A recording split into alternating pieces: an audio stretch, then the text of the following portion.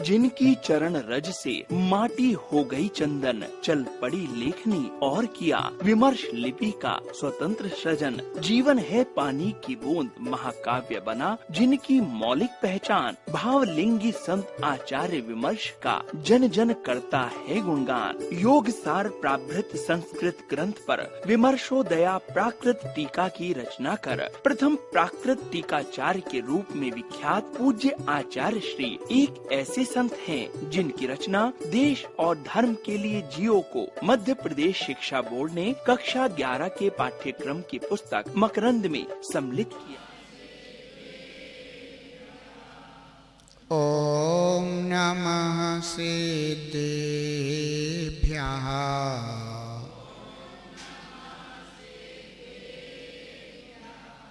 ओम नमः सिद्धेभ्यः।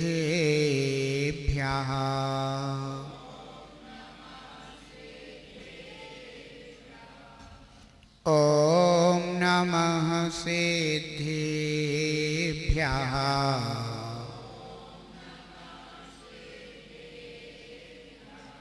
ओम नमः सिद्धेभ्यः।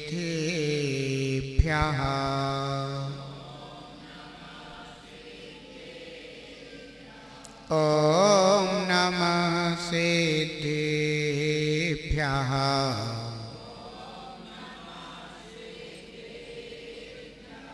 नमः श्री शांतिनाथाय जगज्शान्ति विधायिने कृष्ण कर्मौघ शान्ताय शान्तये सर्वकर्मिणां। नमः श्री वर्धमानाय निर्धोत्कलिलात्मने सालोकानां त्रैलोकानां यद्विद्या दर्पणायते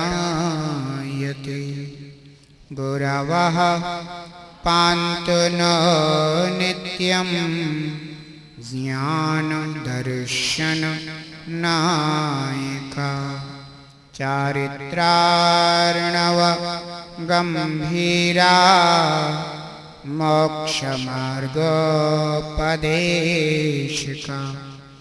एक विराट श्री शांतिनाथ भगवान की, एक विराट श्री पार्श्वनाथ भगवान की, एक विराट श्री महावीर भगवान की, 24 भगवान की, परम पूजनीय आचार्य भवन श्री श्रीमंत भद्र स्वामी की, परम पूजनीय आचार्य श्री पूज्यपाद स्वामी की, परम पूजनीय स्वर्गच्छाचार्य गुरुदेव राजसागर जी महाराज की, अहिंसामयी विश्व धर्म की।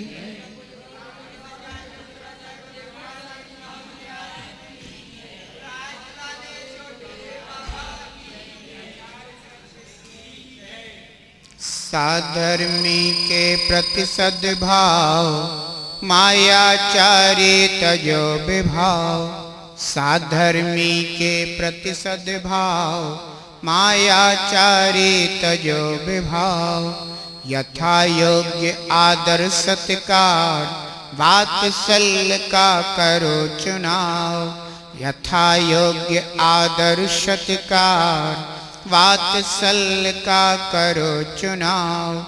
आत्म हितकारी हो आत्म हितकारी यह अंग कहाए रे। जीवन है पानी की बूंद कब मिट जाए रे। जीवन है पानी की बूंद कब मिट जाए रे। हानि अनहानि हो हानि अनहानि कब क्या घट जाए रे। जीवन है पानी की बूंद कब मिट जाए रे। जीवन है पानी की बूंद कब मिट जाए रे। जीवन है पानी की बूंद कब मिट जाए रे।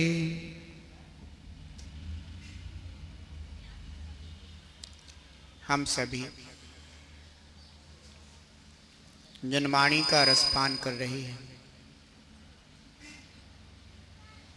अनंत भव गुजर गए। हमने अचेतन पदार्थों के प्रति तो वात्सल्य रखा है, लेकिन कभी चेतन आत्माओं के प्रति वात्सल्य नहीं रखा।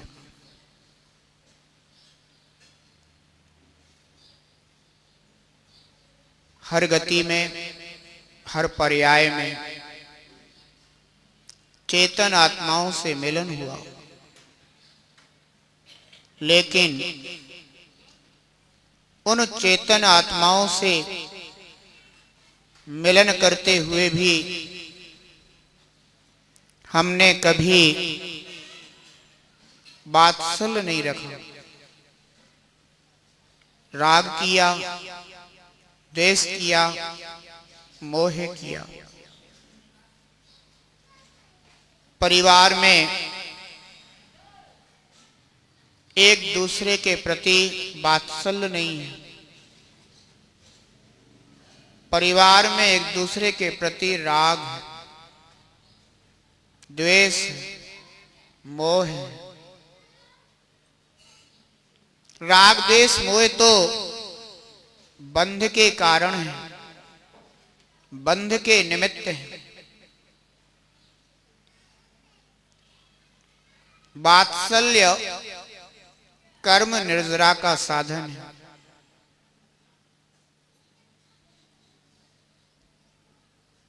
एक दूसरे के लिए जी रहे हैं,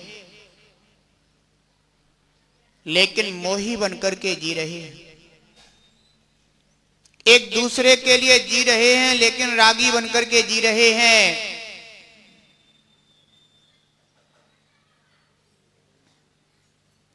आचार्य समंत भद्र स्वामी कहते हैं, बंध नहीं निर्बंध की यात्रा करो।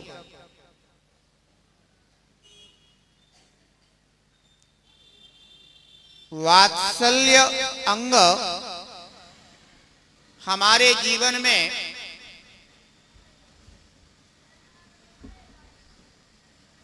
ऐसा मार्ग प्रदान करता है जिसमें राग द्वेष मोह नहीं होता, जिसमें होता है निस्वार्थ भाव। परिवार में अगर एक दूसरे के लिए जी रहे हैं तो स्वार्थ भाव से जी रहे हैं।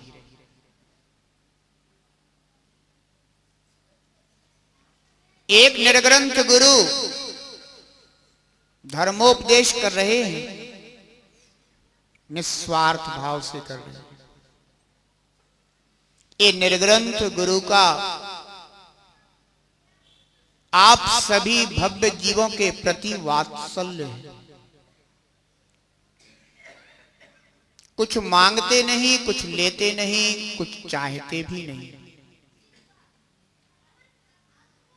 लेकिन इतना करुणा भाव जरूर रखते हैं कि इन जीवों का भी कल्याण हो, इनके दुख कष्ट दूर हो, इन्हें सच्चा मार्ग मिले, विपरीत मार्ग से हट करके समीचीन मार्ग को प्राप्त करके ये सदा सदा के लिए दुखों से मुक्त हो जाए। सच्ची करुणा वात्सल्य को जन्म देती है, और वात्सल्य सच्ची करुणा से उत्प्रोत होता है।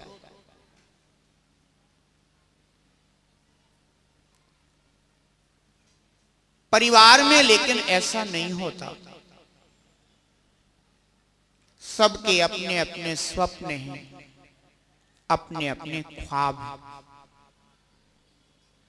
जो एक दूसरे के माध्यम से हम पूर्ण करने की कोशिश में लगे रहते हैं।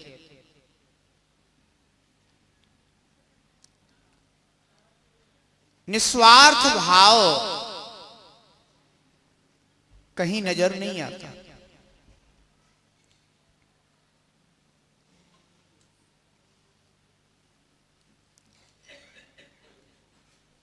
भरत और बाहुबली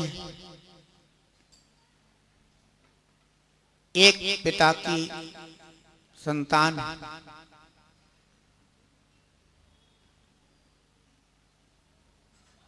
लेकिन जहां स्वार्थ खड़ा हो जाता है वहां धर्म खो जाता है। जहां धर्म आ जाता है वहां स्वार्थ मिट जाता है।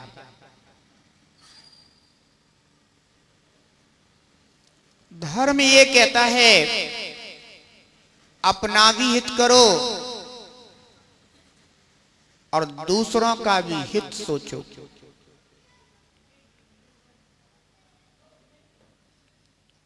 राग यह नहीं कहता, मोह यह नहीं कहता। राग मोह तो ये कहता है कि अपना भला होना चाहिए, दूसरों का कैसा भी हो, लेकिन इससे धर्म नहीं चल सकता। संसार चल सकता है, मोक्ष मार्ग नहीं चल सकता। मोक्ष मार्ग पर कदम रखने वाले उत्तम मध्यम जघन्य पात्रों के लिए जिनेंद्र देव की आज्ञा है कि वात्सल्य से रहो, क्योंकि मोक्ष मार्ग पर चलने वाले राग द्वेष मोह को त्यागते हैं। राग भी ना करूं, मोह भी ना करूं, तो फिर क्या करूं? तो बोले वात्सल्य रखो।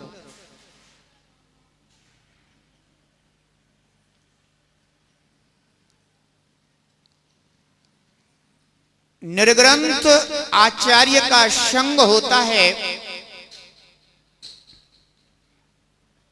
मुनि आरिका श्रावक श्राविका होते हैं, आपस में वात्सल्य तो रखते हैं लेकिन राग नहीं रखते, मोह नहीं रखते, द्वेष भी नहीं रखते, क्योंकि वे जानते हैं कि राग द्वेष मोह खोटे कर्म को देने वाले हैं। इनका फल दुर्गति है, कुयोनी है। ऐसे क्षेत्र में जन्म है जहां धर्म का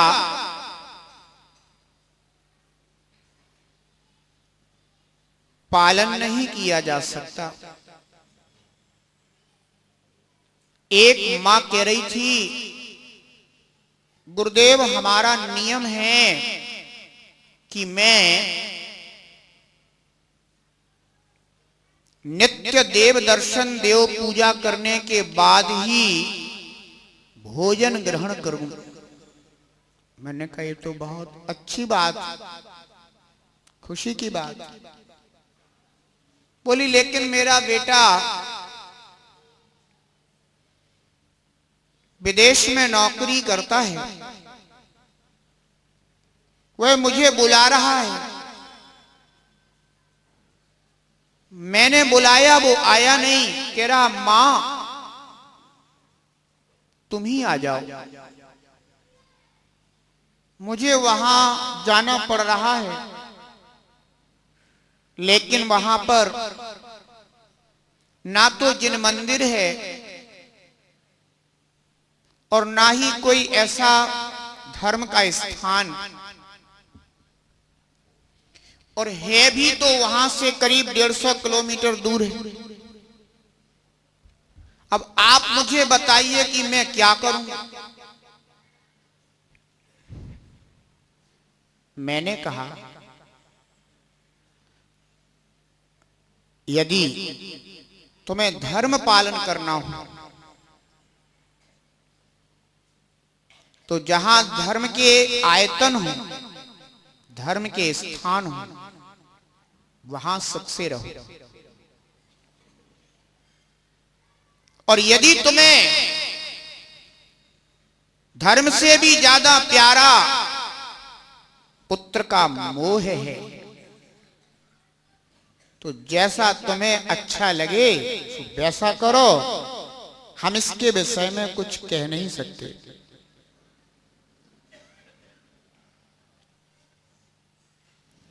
परिवार में मोह देखा जाता है, राग देखा जाता है,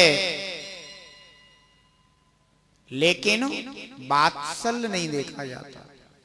अगर परिवार में वात्सल्य हो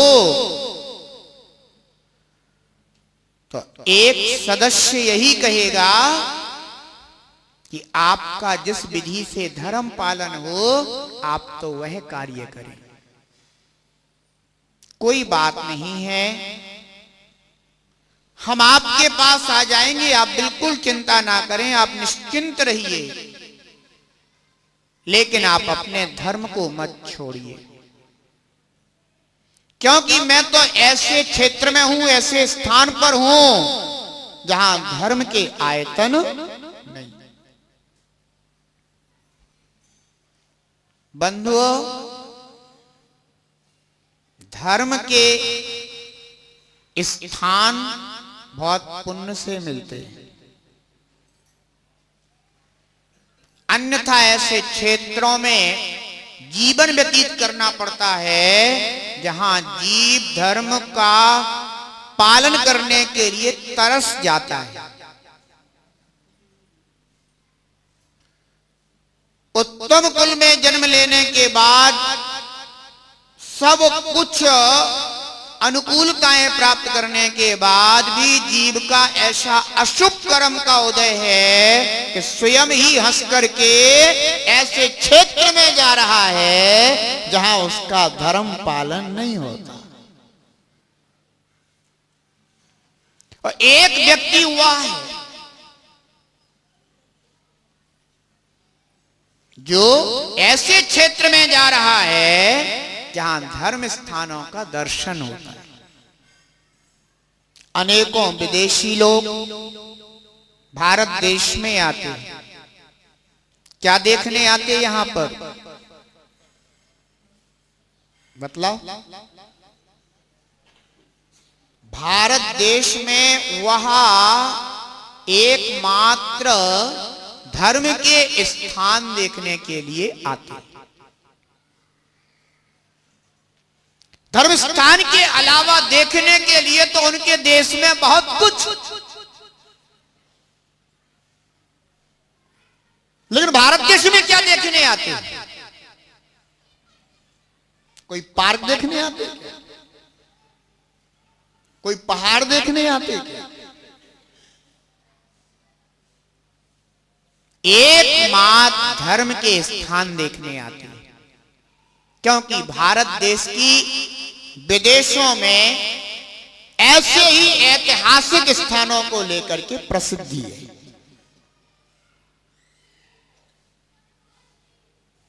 खजुराहो,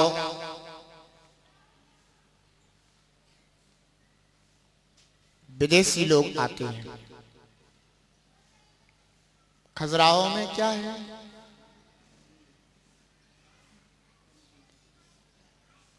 चाहे जैन टेम्पल हो, चाहे हिंदू टेम्पल हो, लेकिन देखने क्या आते हैं वो?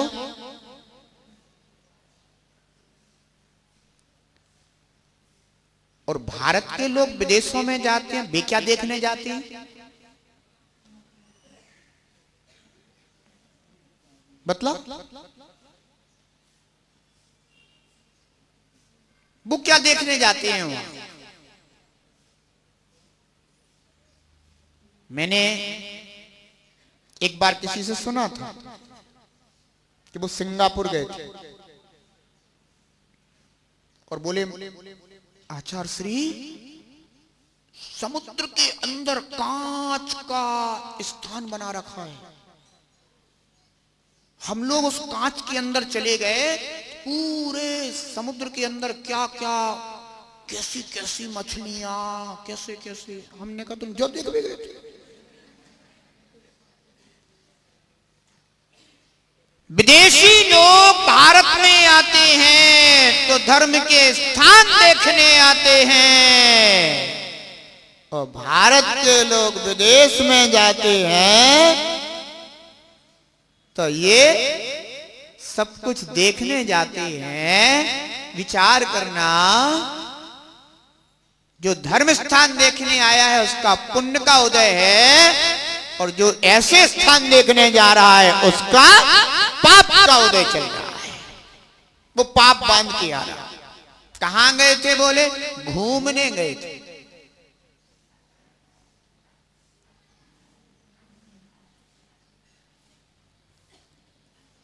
घूमना बुरा नहीं, खूब घूमिए। कभी श्री सम्मेश शिखर जी चले जाइए, जितने किलोमीटर घूमना उतने किलोमीटर घूमिए, लेकिन घूमने में भी आपको पुण्य मिलेगा। घूमने में भी आपको एक लक्ष्य मिलेगा। घूमने में भी आपको मन की पवित्रता मिलेगी, आचरण की शुद्धि मिलेगी, जीने की कला मिलेगी। इस मानव जीवन का क्या उद्देश्य है, यह सीखने को मिलेगा। क्योंकि जब भी आप वहां पहुंचेंगे तो आप पाएंगे कि हम एक ऐसी भूमि पर खड़े हैं जो शाश्वत सिद्ध भूमि, निर्वाण क्षेत्र है। यहां से अनेकों आत्माएं इस देह का परित्याग करके, राग देश मोह को जीत करके परम सौख्य दशा को प्राप्त हुई। वहां जाने के बाद आपको ऐसा धर्म का चिंतन मिलेगा, जीने की कला मिलेगी कि हमें आखिर इस जीवन में अब क्या करना है। और यदि आप ऐसे क्षेत्रों पर घूमने गए जहां टॉकीज मिलेगी, जहां समुद्र मिलेंगे, जहां मौज मस्ती मिलेगी, क्योंकि भारत देश के लोग और क्या करने जाते हैं, इनका केवल एक ही लक्ष्य होता है, घूमने जाना माने मौज मस्ती करना। ध्यान रखना। और विदेशी आते हैं, उनका घूमने का तात्पर्य क्या है? मौज मस्ती नहीं है। ऐसे स्थान देख करके आना जो अपने आप में अपने सौंदर्य को लिए हुए, जिनको देखने से मन में सौंदर्य जगता है, भावना पैदा होती है। ध्यान रखना। तो वह मां बोली कि फिर मैं क्या करूं? मैंने कहा, मोह में पड़ करके वात्सल्य को नष्ट मत कर।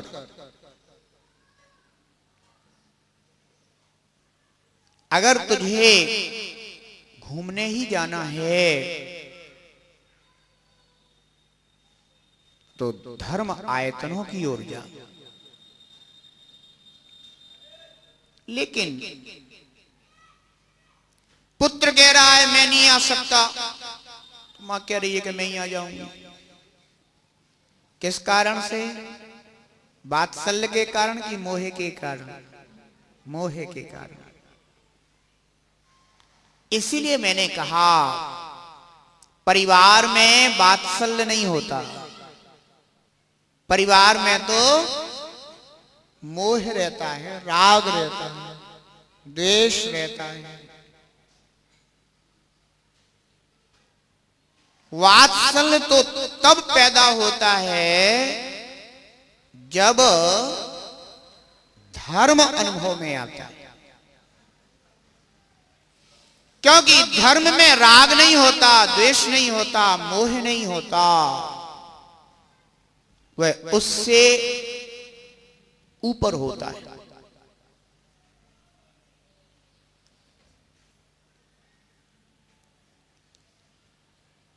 धर्म तो राग द्वेष मोह के बंधनों को तोड़ देता है। लगता तो ऐसा ही है, जैसा हमारा परिवार है ऐसा ही आचार्य श्री आपका भी ये परिवार है, देखने में तो ऐसा ही लगता है, लेकिन अंतरंग में बहुत बड़ा फर्क है। तुम अपने परिवार में राग करते हो, मोह करते हो, और हम अपने परिवार में वात्सल्य रखते हैं।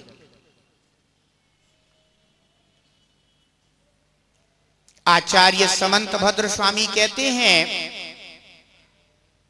स्वायुत्थान प्रति सद्भाव सनाथापेत कैतवा प्रतिपत्तिर्यथा योग्यं वात्सल्यमभिलप्यते।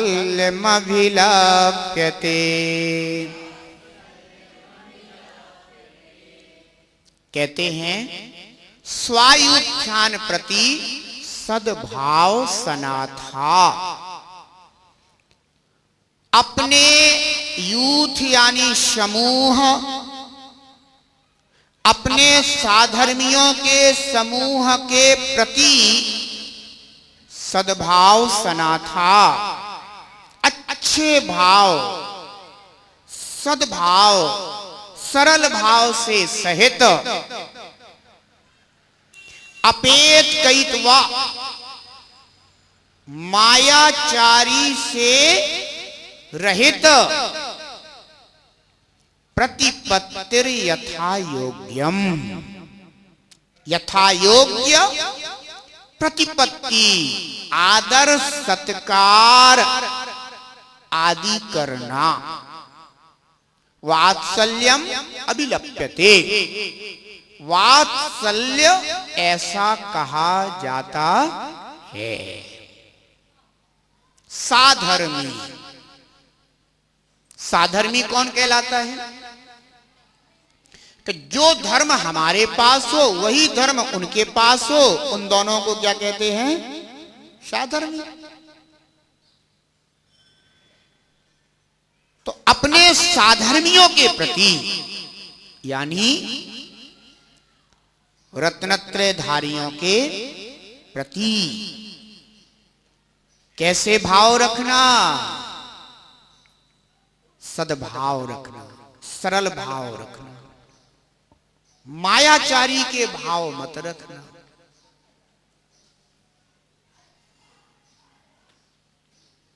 ऐसा ना हो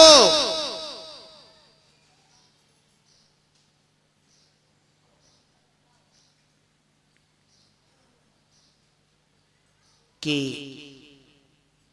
कहीं से साधर्मियों का आगमन हो रहा हो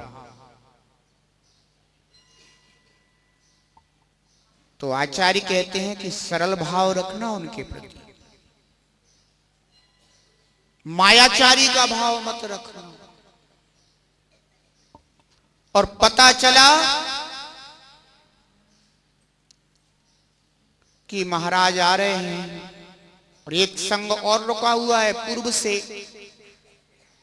अब वात्सल्य तो है नहीं अंदर, अब क्या करें? अब कैसे मिले उनसे? नहीं मिलते हैं तो समाज के लोग क्या कहेंगे?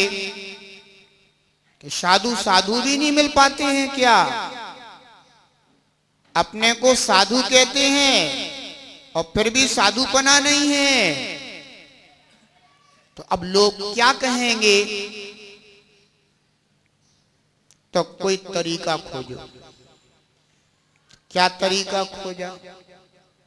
कि इधर साधु का आगमन हो रहा है और पता चला कि उसी समय उन्हें शौच क्रिया के लिए जाना है। हाँ, वो मैं आना तो चाह रहा था, लेकिन मैं उसी समय शौच क्रिया के लिए चला गया था। आप कब पधार गए? जबकि पहले से, एक दिन पहले से सूचना है कि इतने बजे साधु का प्रवेश हो रहा है। ये भाव कौन सा भाव है? मायाचार। ऐसे मायाचारी के भाव में वात्सल्य नहीं होता। इसलिए आचार्य समंत भद्र स्वामी कह रहे हैं कि अपेत कैतवा, मायाचार से रहित होकर के जो साधर्मियों के प्रति सद्भाव रखा जाता है, सरल भाव रखा जाता है, उनका यथा योग्य आदर सत्कार करना सुवात्सल्य अंग कहा जाता है। बंधुओं, आदर सत्कार करवाना सरल है, लेकिन दूसरों के लिए आदर सत्कार सम्मान देना सरल नहीं। ये धर्मात्मा जीवों की पहचान है।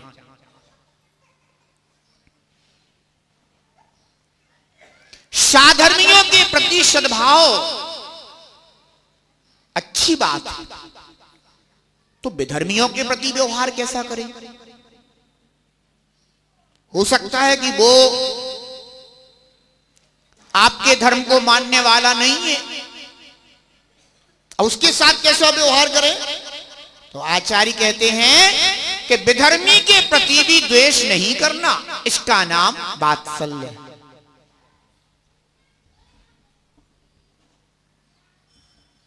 संसार में अनेकों जीव हैं और सबके विचार, सबके मत भिन्न भिन्न हैं। सद्बोध देकर के सद्मार्ग पर लगाया जा सकता है, लेकिन किसी के साथ द्वेष करने से अपना ही अहित होता है, अपना ही धर्म नष्ट होता है। ध्यान रखना,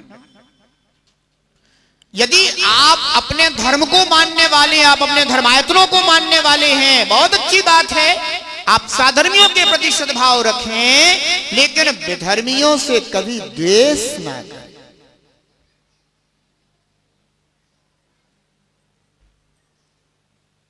और यदि विधर्मियों के प्रति द्वेष आ गया तो तुम्हारा ही अंतरंग संक्लेशित हो गया। संक्लेशता का नाम धर्म नहीं है।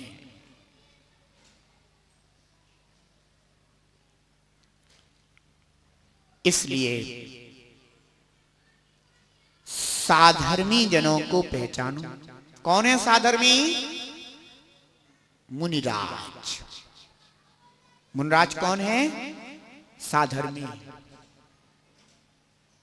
आर्य का मां कौन है? साधर्मी। ऐलक क्षुल्लक, व्रती श्रावक और सम्यक दृष्टि पुरुष जीव, ये कौन है? साधर्मी। क्योंकि इन्होंने धर्म को प्रकट किया। अगर द्रव्य दृष्टि से देखा जाए तो इस जगत में जितने भी जीव हैं, सारे जीव साधर्मी हैं।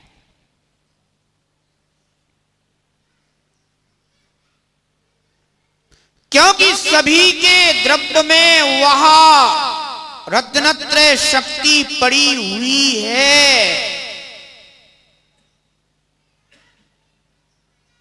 जिसका आश्रय करके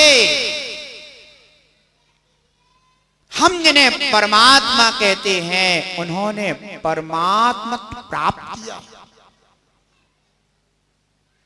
वही शक्ति प्रत्येक जीवात्मा के अंदर पड़ी हुई है। एक सच्चे वीतरागी निर्ग्रंथ श्रवण की है द्रव्य दृष्टि ही जीव रक्षा के भाव को जन्म देती है। अहिंसा धर्म का पालन कब हो पाता है? जब हमें जैसा अपना जीव अनुभव में आता है वैसा ही जीव वह दूसरा भी हमें अनुभव में आता है।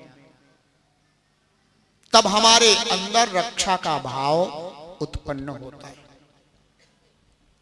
और अगर हमने पर्याय दृष्टि से देखा होता तो मैं तो यही कहता मैं रत्नत्रयधारी हूं और ये देखो मिथ्यात्व से ग्रसित है, अज्ञानी है, मूढ़ है। तो फिर क्या भाव आता? मैं इसकी रक्षा क्यों करूं? क्योंकि ये तो मेरा साधर्मी है ही नहीं। लेकिन आचार्य समंतभद्र स्वामी कहते हैं साधर्मी के प्रति अब मैं साधर्मी का खोजने जाऊं? अगर कोई हमें ऐसे निर्ग्रंथ मुनराज आदि मिल गए, पात्र मिल गए तो साधर्मी, फिर अन्य के साथ में क्या व्यवहार करूं? तो भगवान समंतभद्र स्वामी जैसे महान आचार्य भगवान कहते हैं इन सब जीवों की रक्षा करो। रक्षा का भाव कैसे आए? कहते हैं द्रव्य दृष्टि से सबको भगवान जैसा ही जानो। यही तो कहते हैं।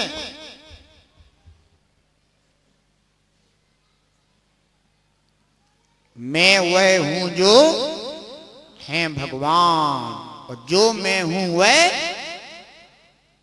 ओहो। जब तक यह दृष्टि पैदा नहीं होगी तब तक वास्तविक अहिंसा का भाव आत्मा में उत्पन्न नहीं होगा। अभी तो रटी रटाई अहिंसा का पालन होता है। सब जीवों पर दया करना चाहिए, दया ही धर्म है। सोचते कि हाँ भैया जी चल रहे फिर रहे घूम रहे ये सब कौन है? जीव है, इनकी रक्षा करना चाहिए। लेकिन वो करुणा जो अंदर से पैदा होना चाहिए रक्षा के प्रति वो पैदा नहीं होती। कारण क्या है?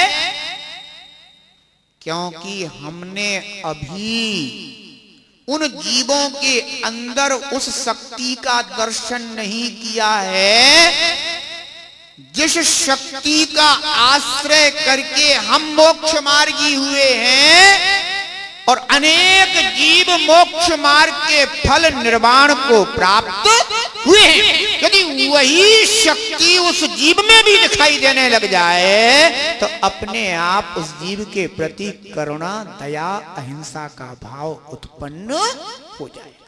वह वास्तविक अहिंसा होगी, वह वास्तविक करुणा होगी। ध्यान रखना जीव मात्र के लिए भगवान महावीर का उपदेश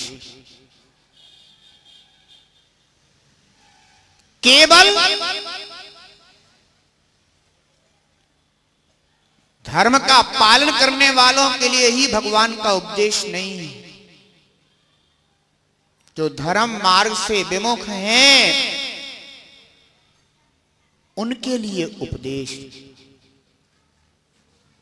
अच्छा एक बात बताओ, जो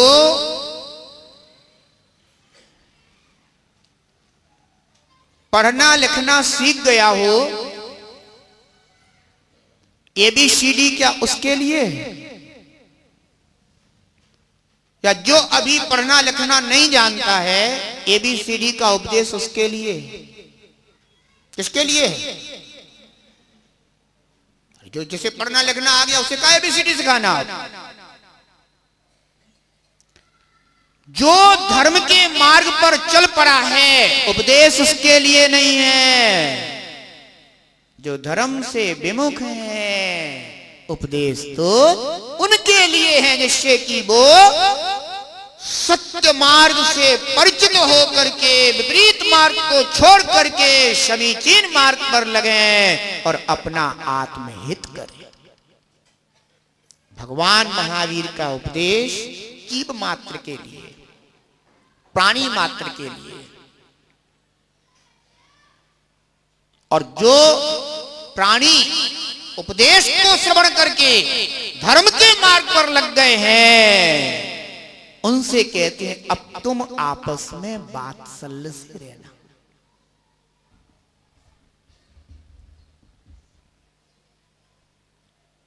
क्योंकि तुम सब कौन हो? अब प्रगट साधर्मी हो। कौन हो? प्रगट साधर्मी। और वहां की संसार के जीव कैसे हैं? अप्रगट साधर्मी।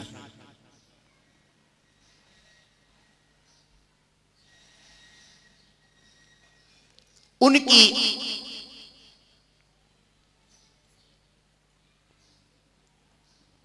द्रव्य में वह शक्ति निहित है कि वे भी कल प्रगट साधर्मी बन सकते।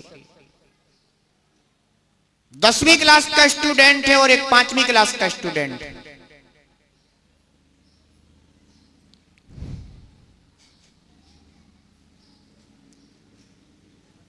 पांचवी क्लास का स्टूडेंट अभी 10वीं क्लास तक के लिए कैसा है? अप्रगट, क्योंकि उसकी योग्यता अभी प्रकट नहीं। लेकिन जो 10वीं क्लास के स्टूडेंट आपस में हैं वे सब कैसे हैं? प्रगट साधर्मी। लेकिन वह 5वीं क्लास का स्टूडेंट भी 5 साल बाद 10वीं क्लास में आने के बाद वो भी कैसा हो जाएगा? प्रगट साधर्मी हो जाएगा। इसलिए उसके प्रति भी द्वेष मत रखना, घृणा मत करना, क्योंकि वो कल तुम्हारी तरह प्रगट साधर्मी बन जाएगा।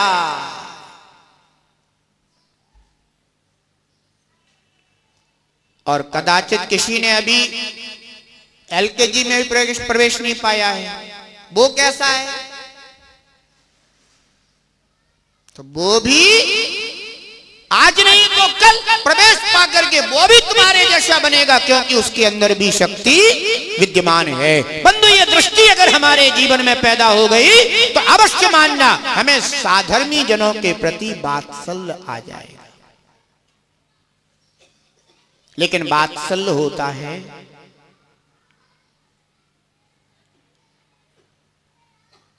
निस्वार्थ प्रेम, अकृत्रिम प्रेम। उसका नाम क्या है? वात्सल्य। एक तो कृत्रिम होता है जिसमें दिखावा ज्यादा होता है, यानी वो मायाचार से सहित होता है। परिवार का जितना भी प्रेम है बंधुओं, यह मायाचार से सहित है। अगर एक दूसरे के प्रति प्रेम दिखा भी रहे हैं तो उसमें भी क्या छुपा हुआ है? मायाचार छुपा हुआ है।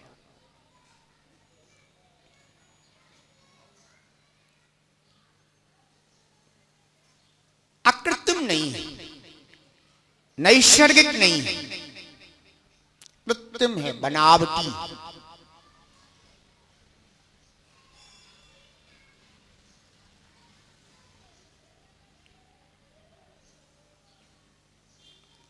धृतराष्ट्र अपने राज सिंहासन पर था और पांडवों के लिए आमंत्रित किया, हम आपका आदर सम्मान करना चाहते हैं क्योंकि आपने विजयश्री हासिल करी है। तो पांचों पांडव धृतराष्ट्र से मिलने के लिए चल पड़े। रास्ते में श्री कृष्ण मिले। उन्होंने कहा, अरे आज सुबह सुबह कहां जा रहे हो? उन्होंने कहा कि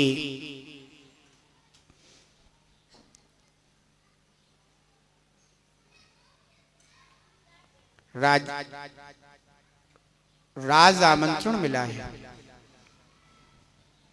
तो उधर ही जाना हो रहा है। श्री कृष्ण ने कहा, तुम नहीं जानते हो कि धृतराष्ट्र कैसे है?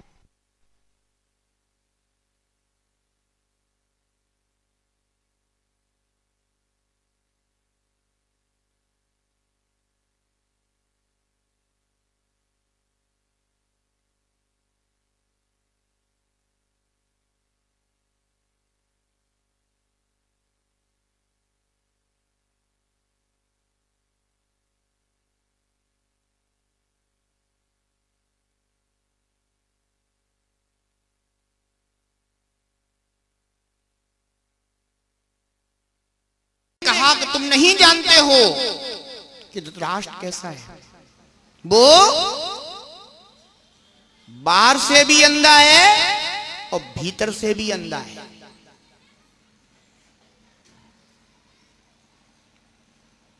इसलिए वो भीम,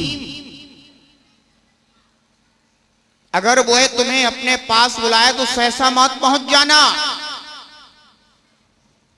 मैं तुम्हें युक्ति बताता हूं, युक्ति से काम करना। उन्होंने एक लोहे का पुतला लिया और साथ चल दिए। जैसे धृतराष्ट्र के दरबार में सभी पांडव पहुंचते हैं, धृतराष्ट्र बहुत प्रसन्नता व्यक्त करता है और कहता है, आओ भीम आओ, मैं तुम्हें अपने गले लगा करके प्यार करना चाहता हूं। तुम्हारा माथा चूमना चाहता हूं, आओ पुत्र आओ। श्री कृष्ण ने कहा कि वार्ता करते जाओ और लोहे के पुतले को आगे बढ़ाते जाओ। जैसे ही धृतराष्ट्र ने देखा कि भीम बिल्कुल समक्ष आ गया है, तो उसने उसको अपनी भुजाओं में जकड़ लिया। उसे पता ही नहीं था कि मैंने किसको पकड़ लिया है, और जोर से चिल्ला करके बोला कि अब नहीं छोड़ूंगा तुझे, तूने मेरे पुत्र का हनन किया है, अब मैं तुझे नहीं छोड़ूंगा। और बलवान तो था ही। तो श्री कृष्ण ने कहा, देख लिया, ये बाहर से भी अंधा है और भीतर से भी अंधा है। इसे ये पुत्र भी आमोह में पड़ा हुआ है। देख लो इसकी मायाचारी। ध्यान रखना बंधुओं, आचार्य समंत भद्र स्वामी कहते हैं कि भो निर्ग्रंथ साधको ऐसी मायाचारी मत करना। अपना पुत्र तो सबको प्यारा लगता है, ऐसे ही भो निर्ग्रंथ आचार्यो अपने ही संग का साधु हो तो वो तो वैसे ही प्यारा लगता है। अरे उससे तो तू वात्सल्य रख लेगा, लेकिन अगर दूसरे संग का साधु आ जाए तो उससे धृतराष्ट्र की तरह और भीम की तरह उसकी दृष्टि उस पर रख करके मायाचार मत दिखा देना। अपने संग का साधु आया, उससे मिलन हुआ तो वात्सल्य मिलन, व्हाट्सएप फेसबुक पर देख लो, वात्सल्य मिलन। और कोई दूसरे संघ का साधु पहुंच गया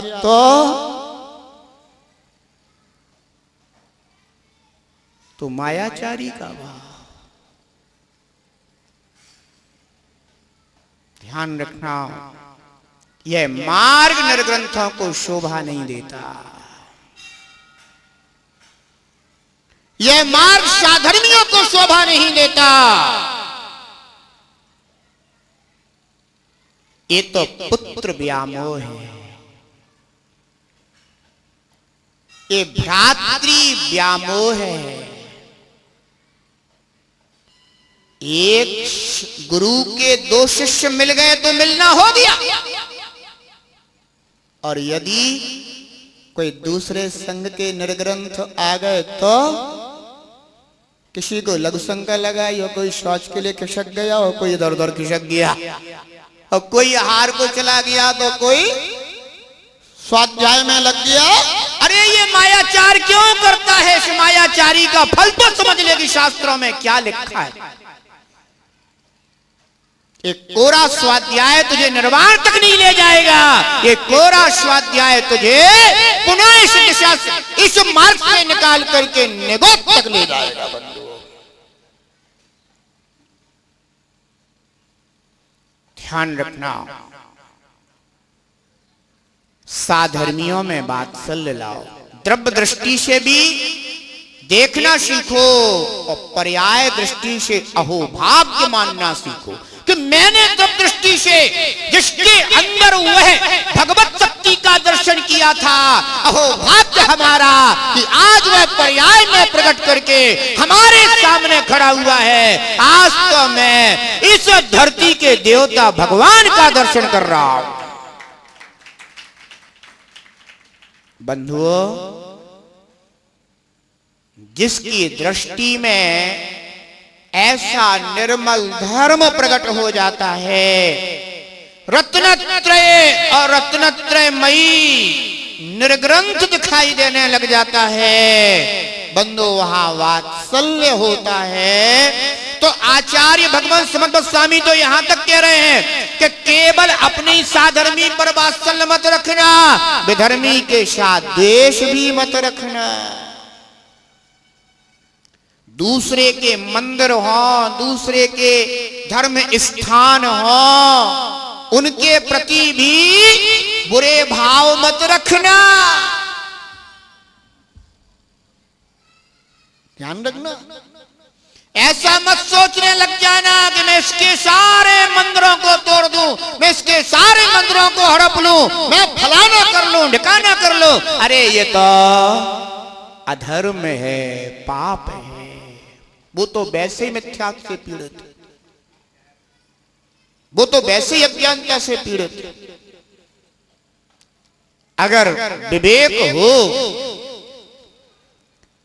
तो समीचीन धर्म से सद्बोध करा करके उससे कहो कि तुम्हें जैसा उचित लगे सो वैसा करो, लेकिन कभी किसी दूसरे के साथ दुर्भाव मत रखो, खोटे भाव मत रखो। ध्यान रखना, किसी के मंदिर, किसी के स्थान आदि को नष्ट करने की भावना मत करो, अन्यथा बैर बंधेगा। क्या बंधेगा? अच्छा एक बात बताओ, जैसे कि तुम्हारा कोई स्थान हो, तुम्हारा घर है, घर के पीछे बहुत बड़ा बाड़ा पड़ा हुआ है, और बगल वाले ने अगर तुम्हारे बाड़े की दीवार को तोड़ करके और उसे कदाचित कुछ हिस्से को भी सही अपना बनाना चाहा, तो तुम्हारा उससे प्रेम रहेगा कि बैर हो जाएगा? है? प्रेम तो नहीं रहेगा ना। एक सहज रीति है ये। ऐसे ही अगर कोई किसी के भी, दूसरे के भी मंदिर आदि को, स्थान आदि को तोड़ने की कोशिश करता है, नष्ट करने की कोशिश करता है, हड़पने की कोशिश करता है, तो ये ध्यान रखना उससे तेरा बैर बंधेगा। और धर्म कभी बैर करना नहीं सिखाता। धर्म तो प्राणी मात्र से वात्सल्य रखना सिखाता।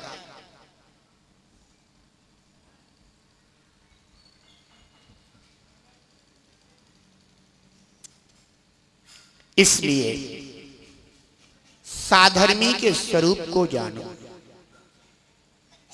पर्याय दृष्टि से देखोगे तो मुनि आरिका श्रावक श्राविका दिखाई देंगे, और द्रव्य दृष्टि से देखोगे तो प्राणी मात्र में वही भगवान का दर्शन होगा।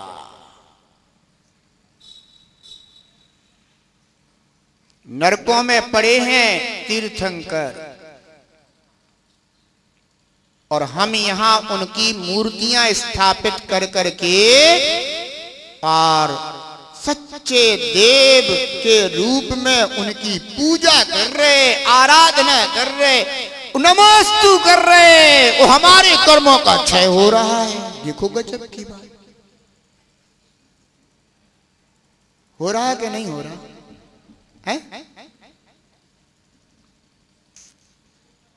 वह मूर्ति के देव हमारे कर्म क्षय के निमित्त हैं, तो फिर साक्षात निर्ग्रंथ गुरु तो चैतन्य देव है। अरे उनकी वंदना करने से क्या अपने कर्मों का नाश नहीं होगा?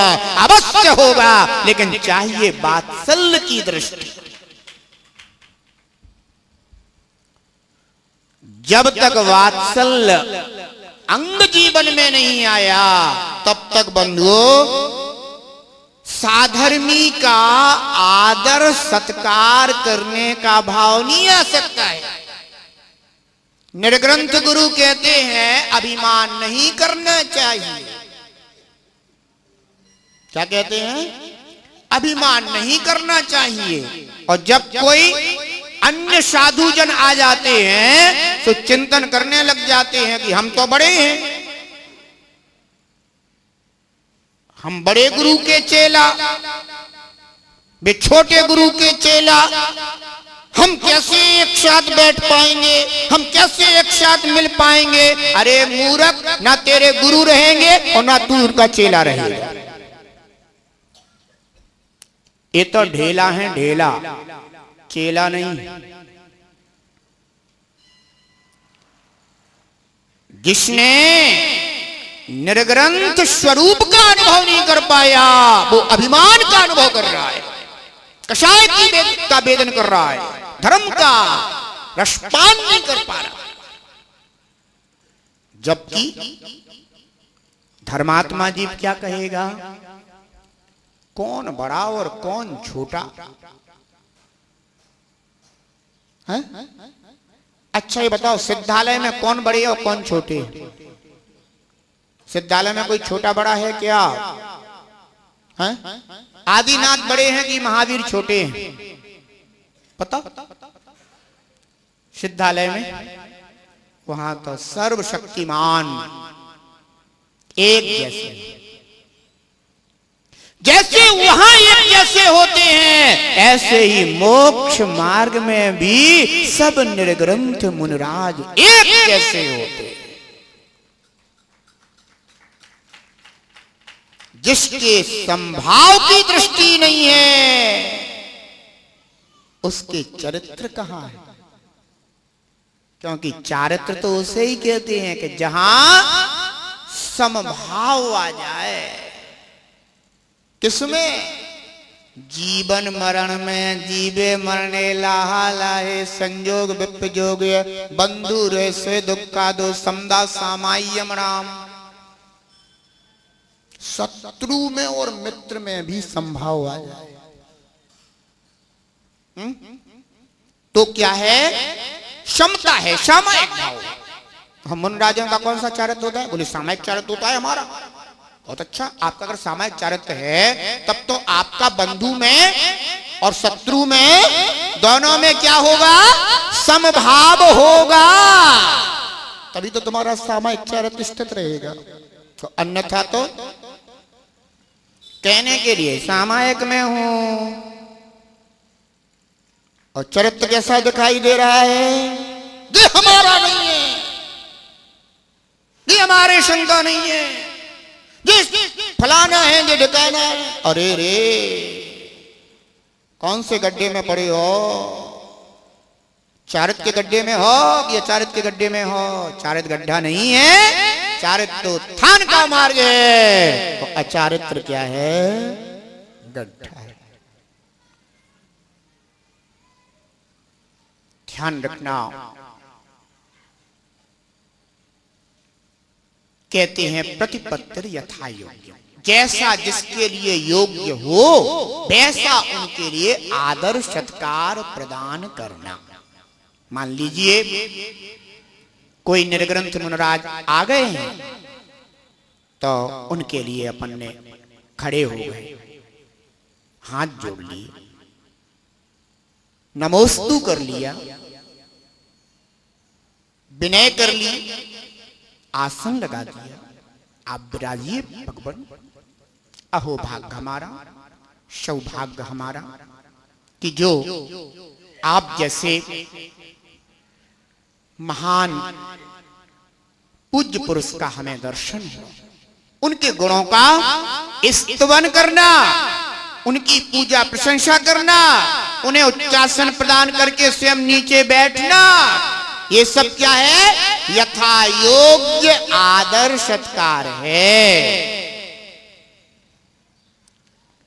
आचार्य परमेष्ठी हैं, उनको वैसा आसन देना, उपाध्याय मुनराज हैं, उनको वैसा आसन देना,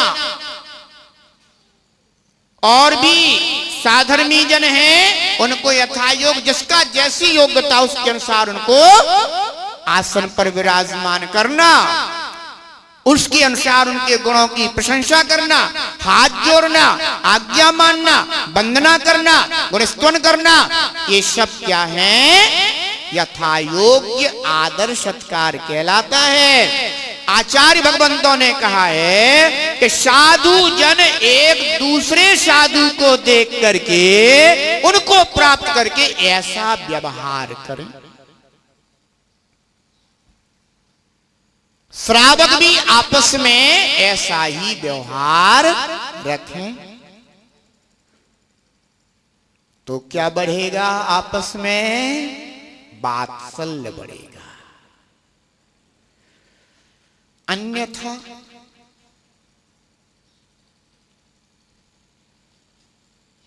वात्सल्य घटेगा, राग द्वेष बढ़ेगा। राग द्वेष बढ़ेगा तो धर्म होगा कि अधर्म होगा? बंधुओं ध्यान रखना, सच्चा वात्सल्यमयी संत वही है जिसे प्रत्येक जीवात्मा में वही भगवान आत्मा दिखाई देता हो, और जैसे ये हमारा और ये पराया और ये ऐसा और ये वैसा, तो ये तो ग्रस्त अवस्था में भी सब कर लेते थे, कौन सी बड़ी बात थी? ऐसा करना कौन सा महान कार्य है? ये तो प्रत्येक जाति वर्ग के जीव भी कर लेते हैं। अरे जिनके पास परिपूर्ण इंद्रियां भी नहीं है वे भी ये काम कर लेते हैं।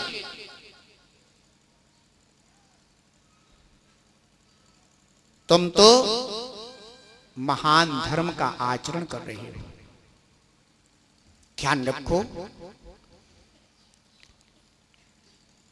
प्रतिपत्तिर यथा योग्यम, यथा योग्य आदर सत्कार करना ही साधर्मियों का कर्तव्य है। एक दूसरे के प्रति वात्सल्य का भाव लाएं, निस्वार्थ वात्सल्य, जिसमें कोई अपेक्षा नहीं है कि हमने अगर आपके लिए ऐसा कर दिया तो आपको भी तो हमारे लिए कुछ अच्छा करना चाहिए। कोई भाव नहीं, बस मैंने तो अपना कर्तव्य निर्वाह किया है।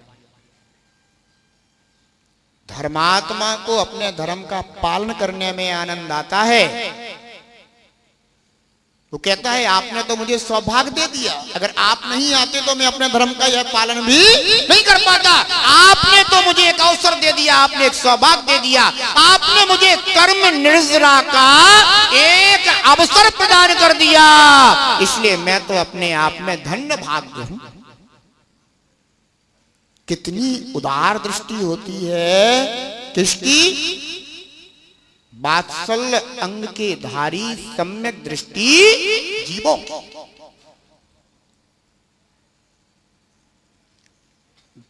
ध्यान रखना,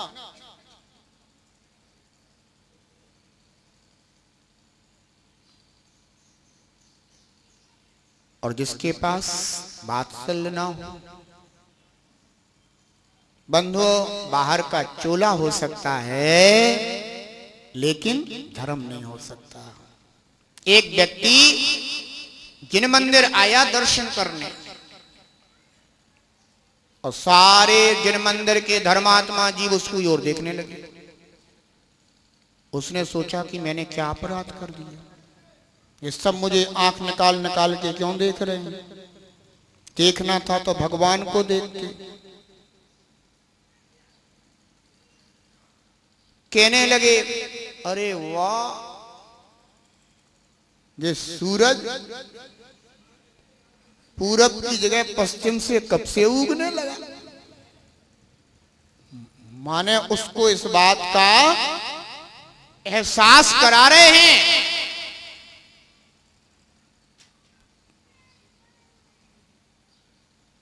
जबकि साधर्मी होता तो क्या करता कि भैया उसको बिल्कुल सहजता से आने दो, बहुत अच्छी बात है, बड़ी खुशी की बात है। अरे और तो बात, अगर उस पर धोती दुपट्टा पहन करके आ गया है, तुम तो धीरे से अपनी जो है ना थाली उसे पकड़ा देती हो, कहते कि इसको पकड़ना, मैं अभी आता हूं। वो सोचेगा आप कहां जा रहे हैं? बोले कोई बात नहीं, अगर आपको इसका उपयोग करना तो आप कर लीजिए, मैं तो दूसरा ले लूंगा, मैं थोड़े काम से जा रहा हूं अभी। भले तुम्हें कोई काम ना हो और तुम तो सीधे चले जाओ अपनी दूसरी थाली लगाने, और दूसरी थाली लगा करके वो तुम अपना काम करने लग जाओ। वो सोचेगा कि चलो अच्छा रहा, कितने अच्छे सज्जन हैं ये, मैं पूजन करने के लिए आया था, इन्होंने मुझे थाली पकड़ा दी। बंधुओं, वो तुम्हारे जैसे साधर्मी जीव को हमेशा याद रखेगा। अगर उसने तुम्हारी थाली कदाचित लगी हुई थी और तुम चले गए थे अभिषेक देखने, इतने में वो आया, उसने सोचा कि यार थाली लगी हुई है, तो उसने उठाई थाली और वो पूजन करने के लिए चल दिया। इतने में तुम आ गए।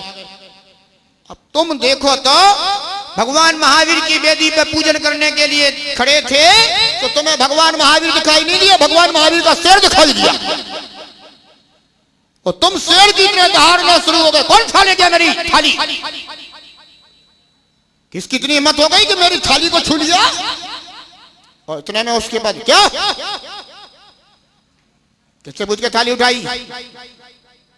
पूजा करना है तो थाली लगाना भी सीख, चल जा यहां से।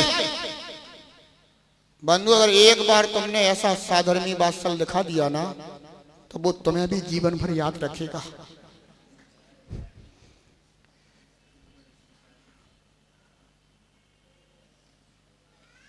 विचार करना, यदि कभी तुम्हें किसी के सहयोग की आवश्यकता पड़ जाए तो क्या वो तुम्हारे लिए सहयोग करने के लिए तैयार होगा? अगर तुमने उसके लिए बहुत प्रेम से जो है ना यथायोग्य आदर सत्कार करते हुए, अब वो जिस योग्य है उसका उतना योग्य, यथायोग्य आदर सत्कार करते हुए तुमने अगर उसको कुछ थाली आदि दे दी होती, बुला लिया होता, इधर आ जाओ हमारे पास खड़े होके कर लो, तो बंधु वो तुम्हें जीवन भर याद करता कि वो तो भैया इतने महान है, इतने श्रेष्ठ है, इतने सरल है, इतने वात्सल्यमयी हैं कि कुछ पूछो मत। मैं तो पहली बार आया, मैं तो कुछ जानता भी नहीं था, वो भी पूजन करते जा रहे थे, मुझे भी अपने हाथ से सब उठा उठा करके हमारे हाथ में रखते जा रहे थे, कहते अब ये चढ़ा दो, अब ये चढ़ा दो, अभी चढ़ा दो। मैं तो एक दिन में ही पूजा करना सीख गया। बहुत अच्छे हैं वो, बहुत अच्छे हैं। बंधुओं, साधर्मी वात्सल्य इसे कहते हैं। अगर कोई भूखा हो, प्यासा हो, बंधुओं, एक बात ध्यान रखना, आपके नगर में अगर कोई व्रती श्रावक हो, ध्यान से सुनना, अगर आपके नगर में कोई व्रती श्रावक हो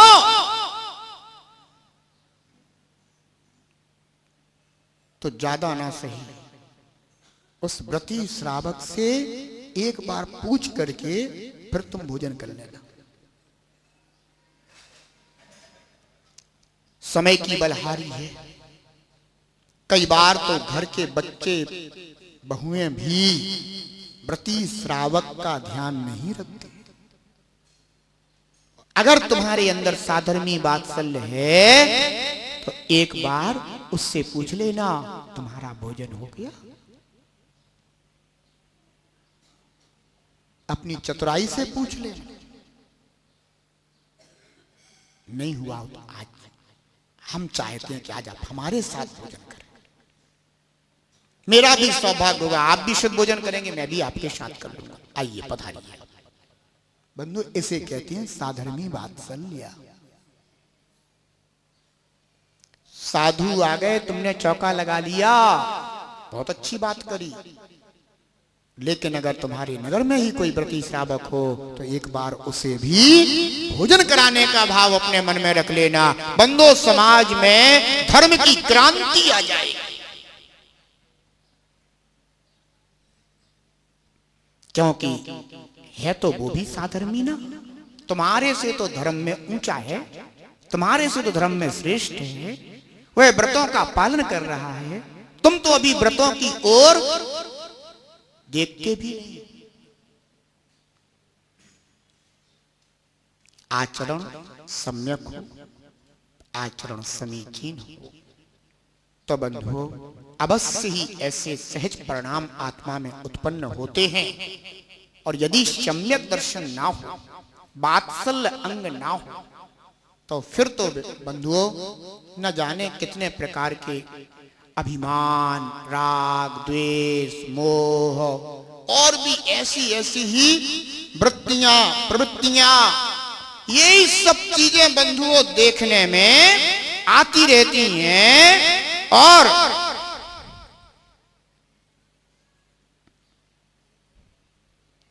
ध्यान रखना बंधुओं,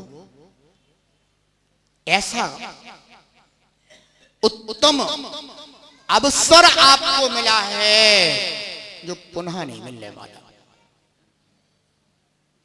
भगवान बाहुबली का अभिषेक कितने साल में आता है? करो इंतजार।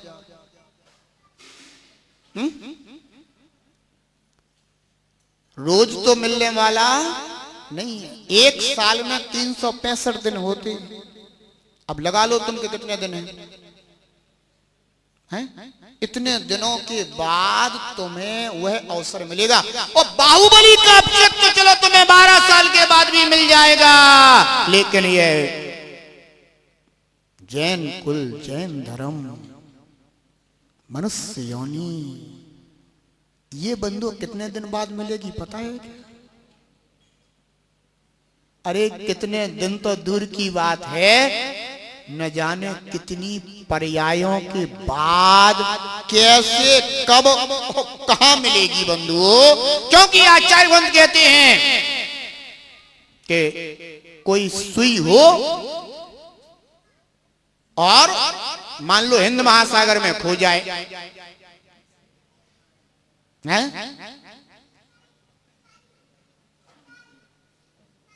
अब वह सुई खोजनी है तो बताओ कैसे मिलेगी? हैं? जहां बड़े बड़े हवाई जहाज डूब जाएं तो उन्हें ही खोजने में तो अनेकों देश लग जाते हैं और फिर भी पता नहीं चलता। फिर जहां सुई खो जाए उसे खोजने में बंधु कितना समय लगेगा। ऐसे ये मनुष्य पर्याय अगर एक बार खो गई तो पुनः खोजना बड़ा मुश्किल होगा। ध्यान रखना बंधुओं, इसलिए क्या करना है? क्या करना? बड़े गुरु के शिष्य बनना कि छोटे गुरु के शिष्य बनना? ना हमें बड़े के शिष्य बनना, ना हमें छोटे के बनना। हमें तो सच्चे जिनेंद्र देव के द्वारा बताए हुए मार्ग के अनुसार अपना आचरण करना है। कौन बड़ा कौन छोटा बेजाने में समझे। हमारा तो जो कर्तव्य है, हमें तो उस कर्तव्य का पालन करना है बंधु। ध्यान रखना बंधु, इस भेदभाव में कभी मत उलझना। क्योंकि मैं तो कई बार देखता हूं,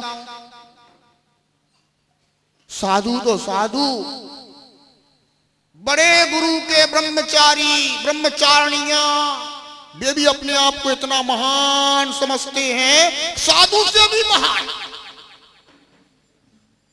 बता, नमोस्तु नहीं कर पाते। कौन है? और कौन है? ब्रह्मचारी। हमें तो ऐसे ब्रह्मचारी हो। हमें तो नहीं लगता कि ये ब्रह्मचारी हैं, क्योंकि ब्रह्म तो आत्मा को कहते हैं, और जो आत्मा में ही चर्या करने वाला हो उसे ब्रह्मचारी कहते हैं। और जिसने अपने आत्मज्ञान को प्राप्त कर लिया हो बंधुओं, वो इतनी भ्रांति में तो नहीं रह सकता है। क्योंकि तत्वज्ञानी जीव, आत्मज्ञानी जीव कभी इस तरह की भ्रांतियों में नहीं रहते। इतना जरूर है, जिन्हें आत्मज्ञान ना हो, जिन्हें तत्व ज्ञान ना हो, जिन्हें सच्चे जिनेंद्र देव की वाणी की श्रद्धा ना हो बंधुओं, वे जरूर ही नीचे सोपान पर खड़े होकर के भी पूज्य जनों के प्रति आदर भाव से विहीन होते हैं। ध्यान रखना,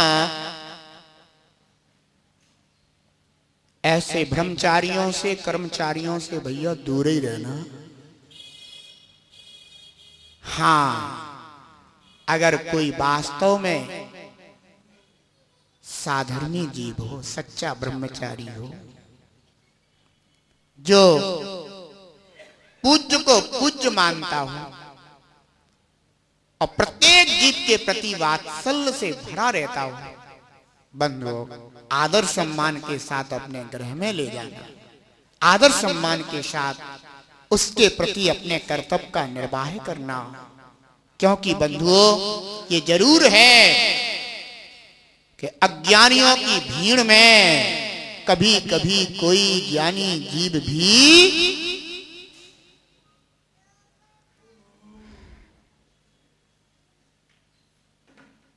कहते हैं ना कि शिकार हो जाता है? तो नहीं, उसको पहचानने की दृष्टि सम्यक दर्शन देता है। क्योंकि सम्यक दर्शन की यही महानता है बंधुओं। सभी के जीवन में मैं तो यही कहूंगा, वात्सल्य धर्म हो, सभी की आत्मा में वात्सल्य हो, सभी के व्यवहार में, आचरण में, चर्या में वात्सल्य हो। धर्मात्मा जीव दूर से भी दिखाई दे जाए तो ये समझ लो कि हमारे हृदय का उपवन खिल जाए, प्रफुल्लित हो जाए, फूल खिल जाए, आनंदित हो जाए, रोमांचित हो जाए, और उनको देख करके हमें अपने धर्म की अनुभूति हो जाए। ध्यान रखना बंधुओं, एक सच्चे धर्मात्मा को देख करके जिस क्षण तुम्हें अपने कर्तव्य का बोध होता है, उसी क्षण तुम्हें अपने भी धर्म की अनुभूति हो जाती है। इसलिए बंधुओं, आपको भी अपने धर्म की अनुभूति हो, साधर्मियों में सद्भाव हो, मायाचारी से रहित व्यवहार हो, और यथा योग्य पात्रों के प्रति आपकी विनय हो। ऐसा वात्सल्य सभी के जीवन में घटे, ऐसी मेरी भावना है। साधर्मी के प्रति सद्भाव, मायाचारी तजो विभाव। साधर्मी के प्रति सद्भाव, मायाचारी तजो विभाव। यथा योग्य आदर सत्कार, वात्सल्य का करो चुनाव। आत्म हितकारी हो, आत्म हितकारी ये अंग कहाए रे। जीवन है पानी की बूंद, कब मिट जाए रे। जीवन है पानी की बूंद, कब मिट जाए रे। हानि अनहोनी हो, हानि अनहोनी कब क्या घट जाए रे। जीवन है पानी की बूंद कब मिट जाए रे। जीवन है पानी की बूंद कब मिट जाए रे। जय बोलिए 1008 श्री शांतिनाथ भगवान की।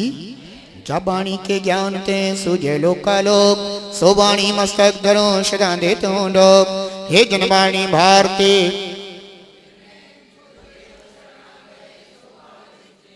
देव भजो अरिहंत को, गुरु सेवा निर्ग्राम दया धर्म पालो सदा, यही मोक्ष का पंथ।